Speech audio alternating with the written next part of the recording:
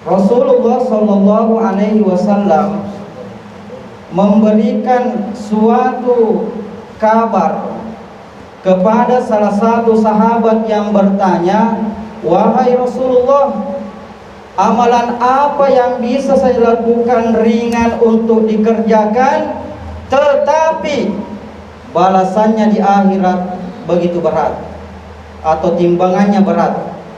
Kata Rasulullah Sallallahu Alaihi Wasallam, "Bacalah Subhanallah wa bihamdih, Subhanallahil azim." Ini di akhirat kelak, ketika di yaumul hisab, maka timbangannya begitu berat dan disukai oleh Allah Subhanahu wa taala. Mudah sekali ini amalan. Kita mau amalkan di waktu pagi, boleh. Di siang hari, boleh. Di sore hari, boleh. Di malam hari, silahkan. Yang jelasnya kita amalkan di dalam seharian. Karena sesungguhnya amalan sihir ini terkadang banyak orang yang keliru.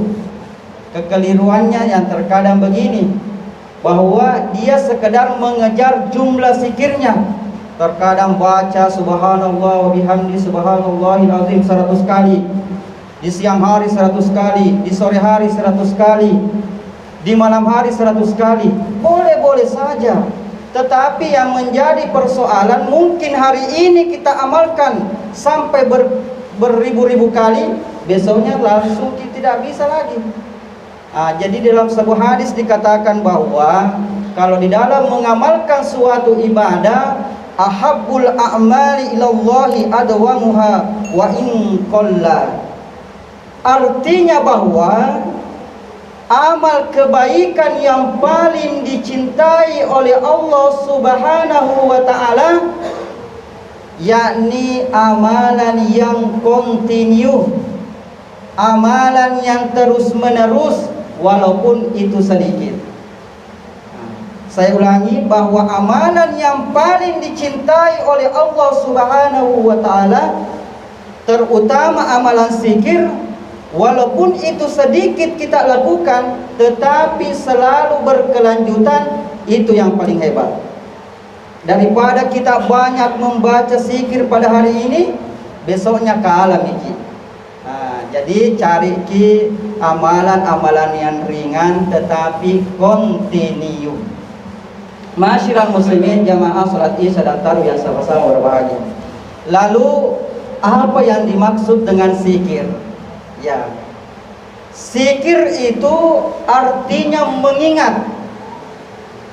Mengingat Allah, zikrullah, mengingat Allah dengan maksud dan tujuan. Jadi kalau kita mengingat Allah, ada tujuan kita. Misalnya selesai tadi melakukan ibadah salat Isya, Pak Imam memimpin zikir subhanallah 33 kali, alhamdulillah 33 kali, Allahu Akbar 33 kali. Itu zikir, dan tujuannya zikir itu adalah memuji Allah. Berdoa juga zikir, ya. Kenapa doa juga dikatakan zikir? Karena ketika kita berdoa, yang kita ingat siapa? Yang kita ingat siapa? Allah Subhanahu wa ta'ala. Apa tujuan doa kita? Semoga segala hajat kita, harapan-harapan kita dikabulkan oleh Allah Subhanahu wa ta'ala.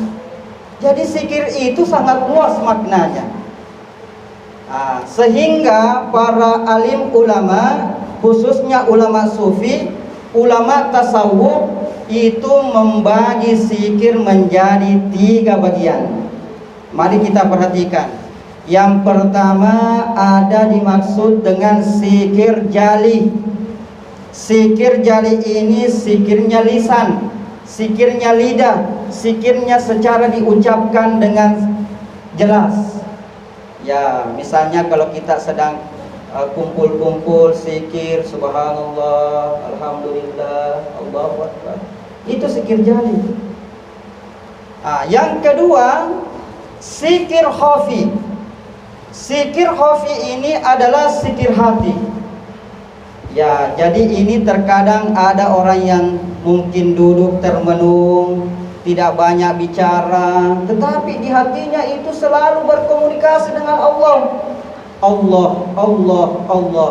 Subhanallah, subhanallah. Mungkin dia merenung dengan dosa-dosanya yang masa lalu. Saya pernah menyakiti si anu, saya pernah menyakiti si anu. Dia senantiasa bertobat dalam hati. Itu juga zikir.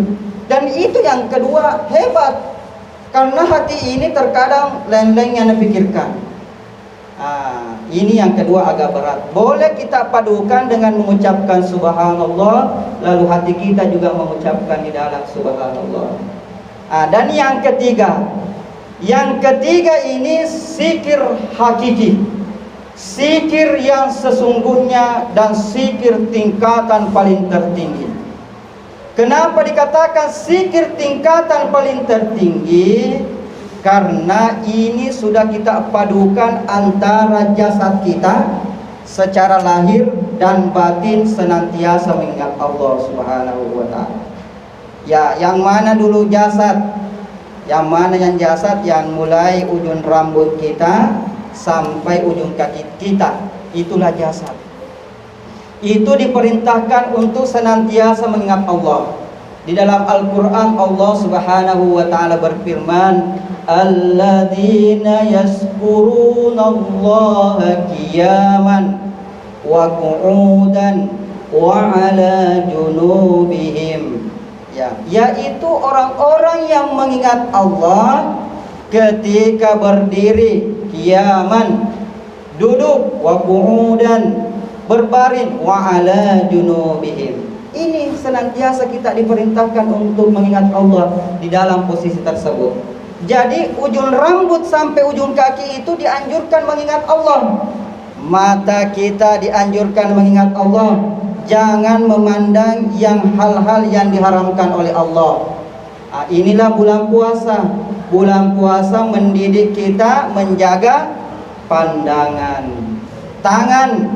Tangan ini bagian dari jasad yang kelihatan, dianjurkan mengingat Allah. Bagaimana tangan-tangannya yang mengingat Allah? Ada kotak amal lewat, kasih masuk itu tangan yang berzikir.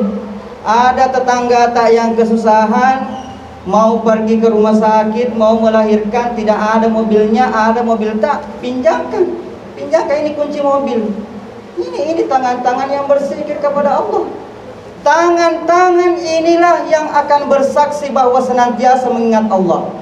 Dan apabila ada tangan-tangan yang suka mengganggu tetangganya, yang suka mengganggu keamanan tetangganya, mohon maaf, ini di dalam hadis diriwayatkan Nabi Muhammad SAW berkata, demi Allah tidak beriman, demi Allah tidak beriman, demi Allah tidak beriman bagi orang-orang yang sering mengganggu keamanan tetangganya, masih sering menjadi ancaman di dalam suatu kompleks. Mohon maaf, tapi bukan di sini, di luar sana.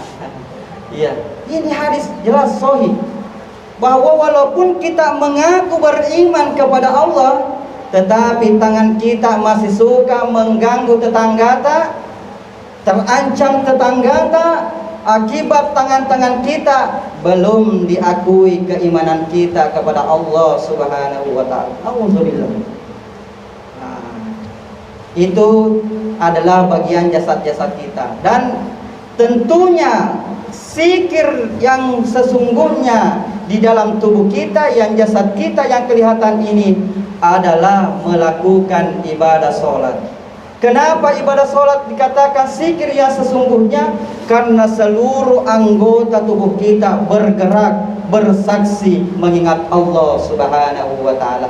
Sehingga apabila sholat kita, segala gerakan kita terhubung dengan hati kita kepada Allah Subhanahu wa ta'ala, inilah zikir hakiki.